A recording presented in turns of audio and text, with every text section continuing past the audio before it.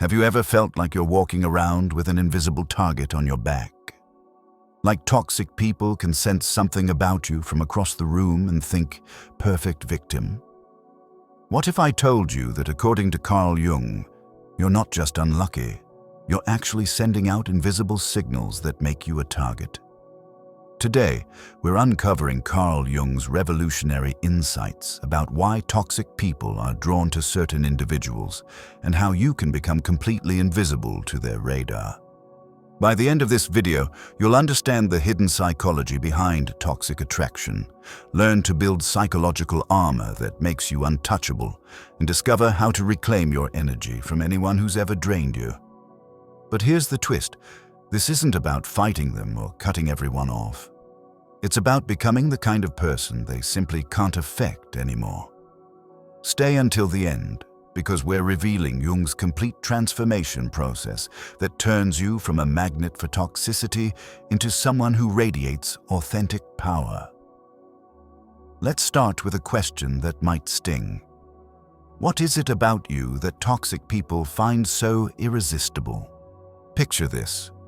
You walk into a room full of strangers, and somehow, within minutes, the most manipulative person there has found their way to you. They're sharing their sob story, testing your boundaries, or making subtle digs at your confidence. Meanwhile, they completely ignore the person standing right next to you. Sound familiar? This isn't coincidence. Carl Jung discovered something profound about human psychology that explains this phenomenon perfectly. He called it psychological infection, the idea that certain psychological states make us vulnerable to emotional predators, while others make us completely immune. Let me tell you about Maria, a 34-year-old teacher who couldn't understand why she kept attracting needy, demanding people. At work, difficult parents always sought her out. In her personal life, friends would dump their problems on her and disappear when she needed support. Maria thought she was just being kind, but Jung's teachings revealed something deeper. Jung understood that toxic people operate like emotional parasites. They don't choose their targets randomly. They're drawn to specific psychological patterns, and Maria was broadcasting these patterns like a beacon.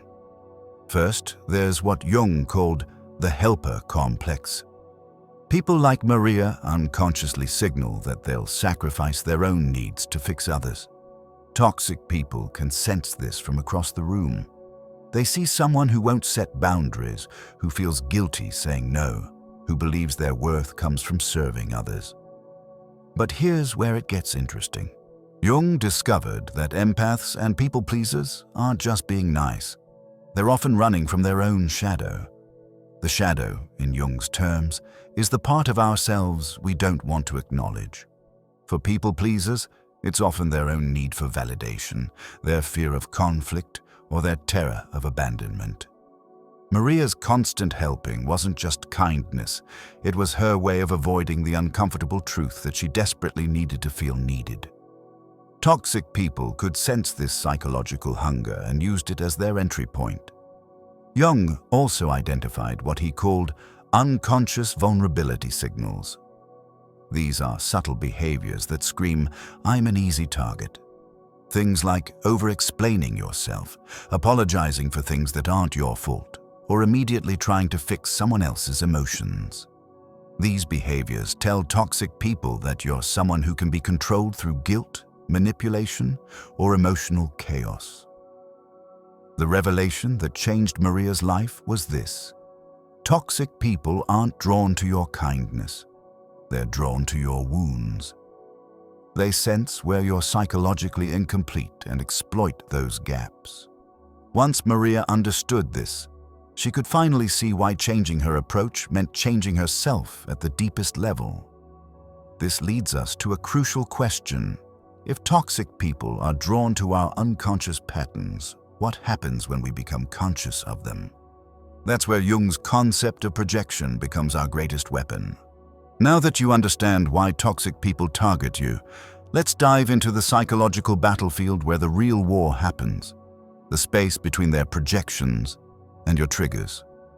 This is where Carl Jung's most powerful insights can set you free.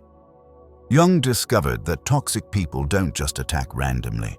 They project their own unresolved shadow onto you. But here's the part that changes everything.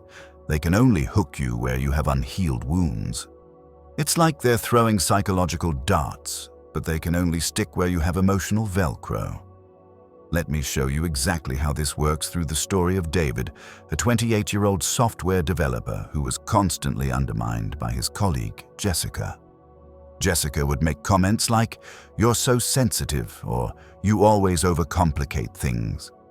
For months, David would spend sleepless nights analyzing her words, wondering if she was right. Jung's teachings helped David see what was really happening. Jessica wasn't describing David. She was projecting her own insecurities about being seen as incompetent. But David's reaction revealed something crucial about his own shadow.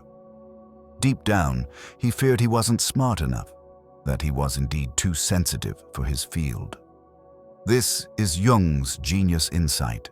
Toxic people's projections can only affect you where you have unconscious doubts about yourself. Jessica's words hurt David because part of him believed them. She was pressing on his shadow wound, his fear of inadequacy. But once David understood this psychological dynamic, everything shifted. He realized that Jessica's criticism said nothing about him and everything about her internal struggle. More importantly, he saw that his intense reaction was showing him exactly where he needed to heal. Jung called this process shadow integration, the courageous act of facing and accepting the parts of ourselves we've been running from. When David stopped running from his fear of inadequacy and started working with it consciously, something remarkable happened. Jessica's words lost their power completely. Here's a practical exercise Jung would recommend. The next time someone's behavior triggers an intense emotional reaction in you, stop and ask yourself, what does my reaction tell me about my own shadow? Write down what they said, then write down what fear or insecurity it activated in you. This isn't about agreeing with them. It's about understanding why their poison found a place to land. For David, this exercise revealed that his fear of inadequacy was actually driving him to overwork and people please. Once he faced this pattern consciously, he could choose differently. He started setting boundaries at work, stopped over-explaining his decisions, and began trusting his expertise. The transformation was immediate. Without David's reactive energy to feed off, Jessica's behavior became obviously inappropriate to everyone around them. She eventually found a new target because David was no longer psychologically available for her projections. This brings us to the heart of Jung's teaching. You can't control toxic people's behavior, but you can control your inner landscape. When you heal your shadow wounds, you become what Jung called psychologically invulnerable. Their projections bounce off you like arrows hitting armor, but healing your shadow is just the beginning. Next, we need to explore how Jung's concept of individuation creates a psychological shield that makes you completely untouchable. What if I told you that there's a psychological state where toxic people can't touch you? Not because you're fighting them, but because you've become someone they simply can't affect. Carl Jung called this state individuation, and it's the ultimate protection against psychological manipulation. Individuation isn't just personal growth. It's the process of becoming so authentically yourself that other people's opinions, projections, and manipulations bounce off you like rain on a windshield. But here's what most people don't understand. Individuation isn't about becoming perfect. It's about becoming whole. Let me share the story of Rebecca, a 31-year-old marketing director who transformed her entire life through this process. Rebecca used to be a people pleaser who attracted toxic friends, demanding bosses, and manipulative romantic partners. She thought the problem was her choices, but Jung's teachings revealed something deeper. Rebecca's problem wasn't that she chose toxic people. It was that she wasn't psychologically differentiated enough to repel them. She was still trying to be who others wanted her to be, which made her the perfect target for people who wanted to control her identity.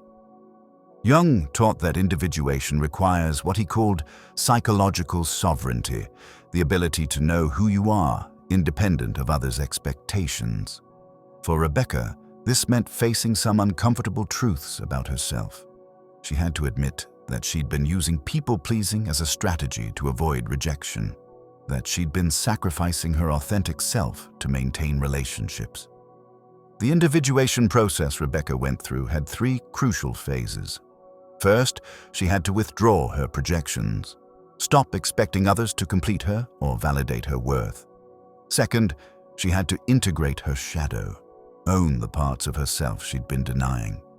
Third, she had to develop what Jung called conscious personality, a solid sense of self that couldn't be shaken by external chaos. As Rebecca went through this process, something fascinating happened.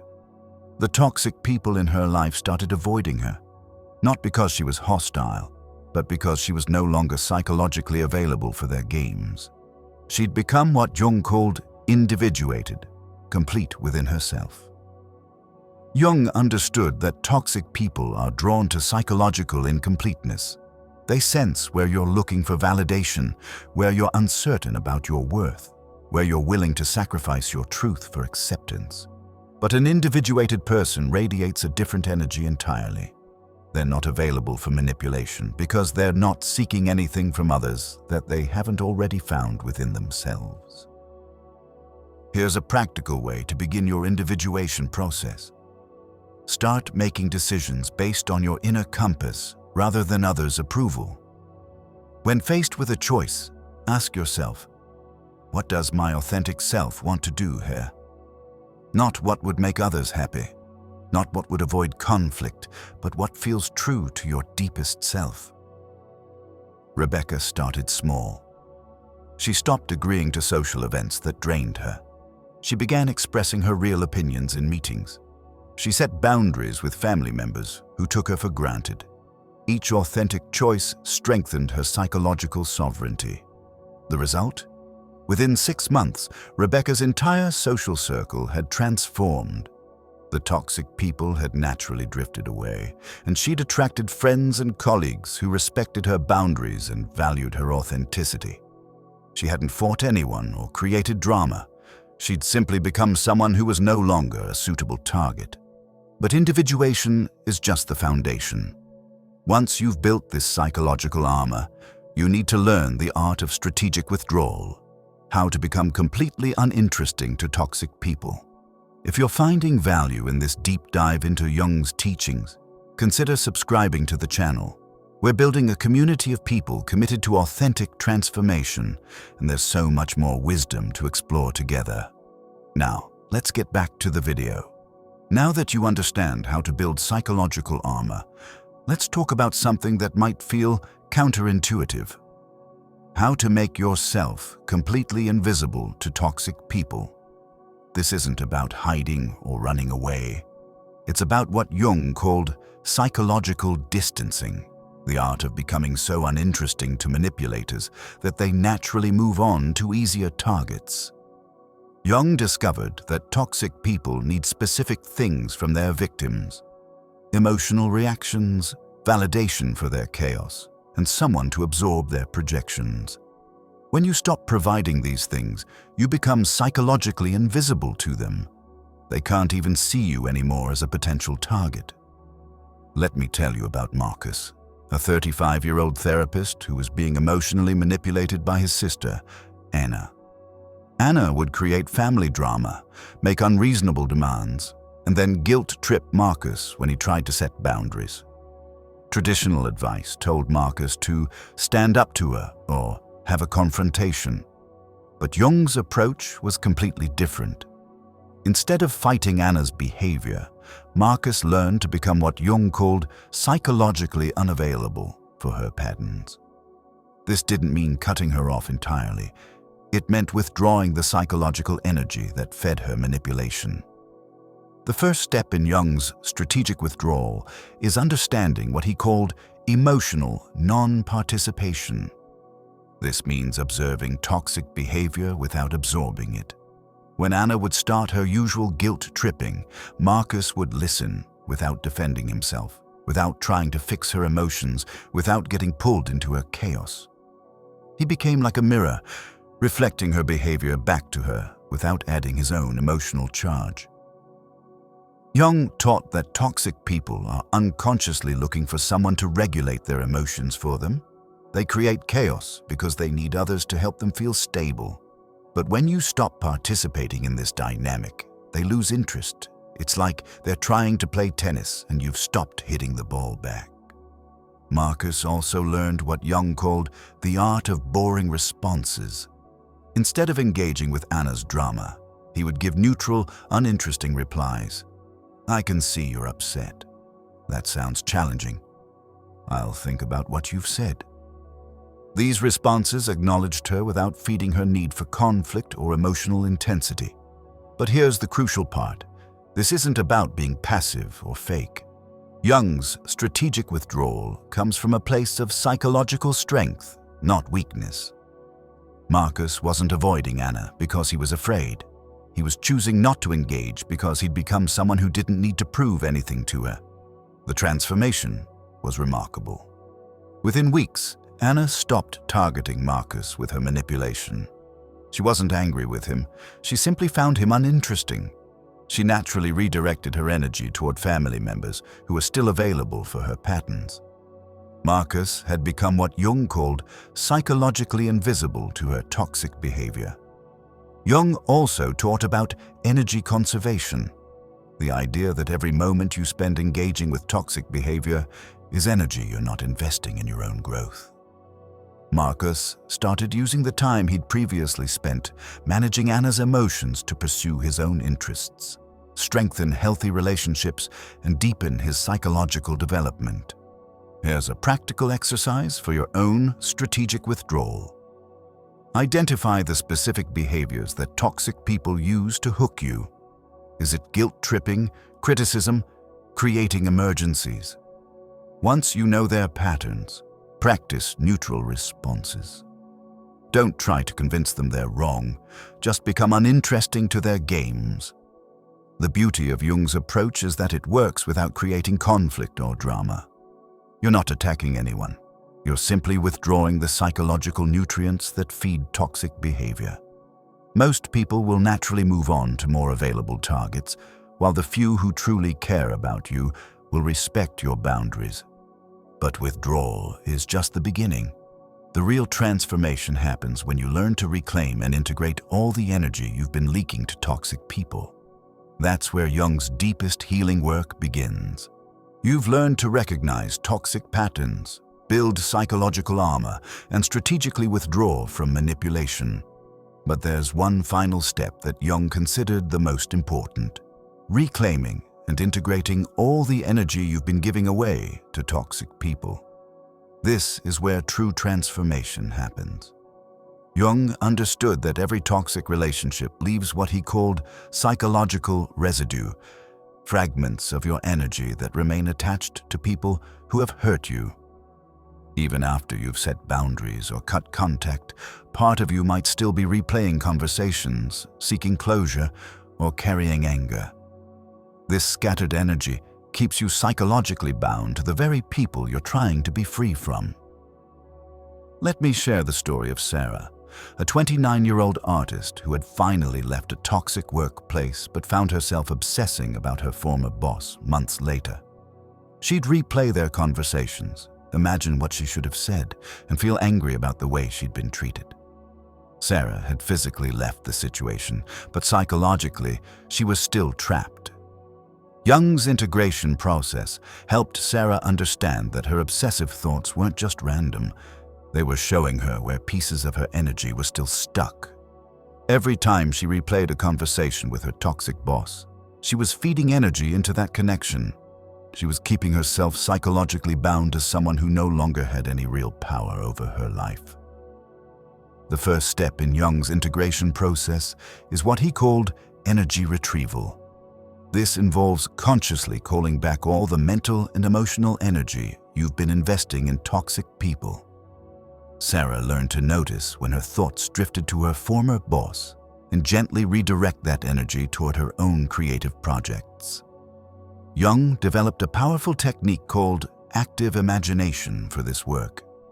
Sarah would visualize herself literally taking back her energy from her toxic boss, imagining golden light flowing back into her body from all the conversations, conflicts, and emotional investments she'd made.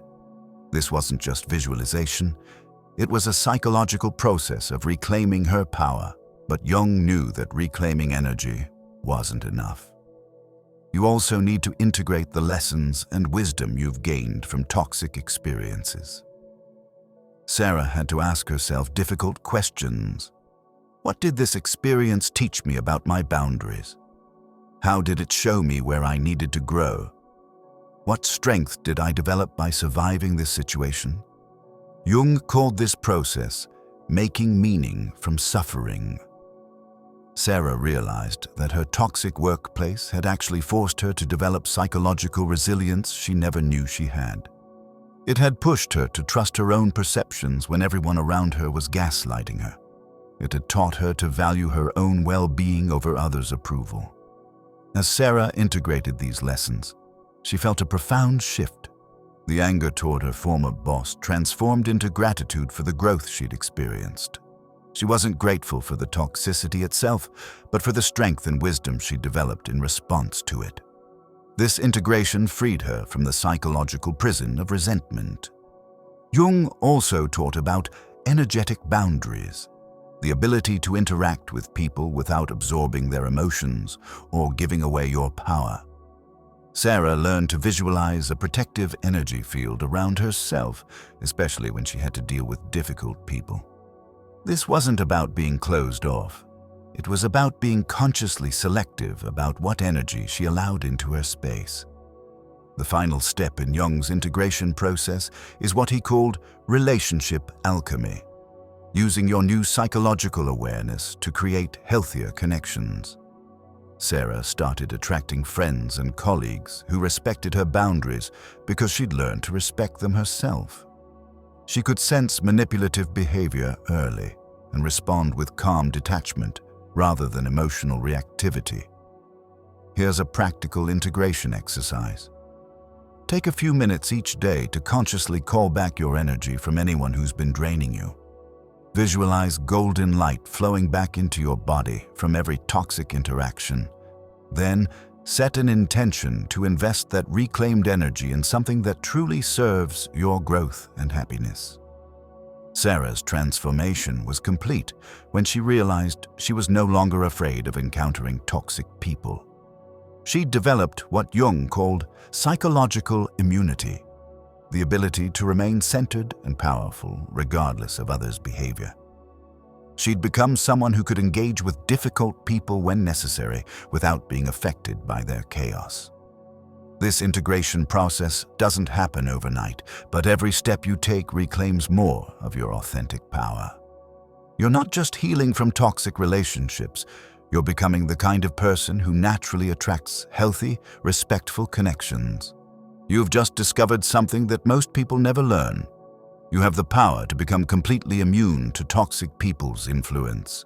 Not through fighting or struggling, but through the deep psychological work that Jung knew was the key to true freedom.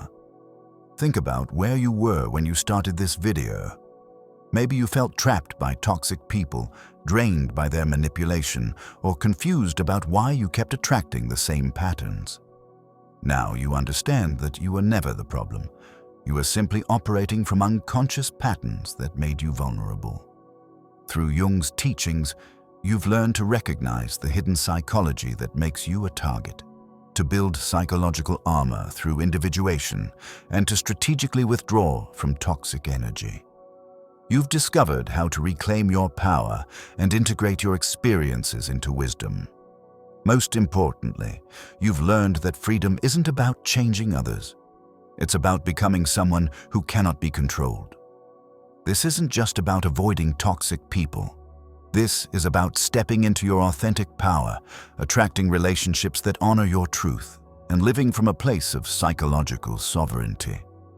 You're not just healing from toxicity, You're becoming the person you were always meant to be. Your transformation starts with a single decision, the decision to stop accepting crumbs of respect from people who should be offering you full meals. The decision to trust your own perceptions over others' gaslighting. The decision to invest your precious energy in your own growth rather than others' chaos. In the comments below, I want to hear from you. What's one pattern you're ready to break? What's one toxic dynamic you're finally ready to step away from? Your story could inspire someone else to choose their freedom. Remember, you didn't come into this world to be anyone's emotional punching bag or energy source. You came here to shine your unique light, to grow into your fullest potential, and to experience the kind of relationships that celebrate your authentic self. Your liberation isn't just possible, it's inevitable. The only question is, are you ready to claim it?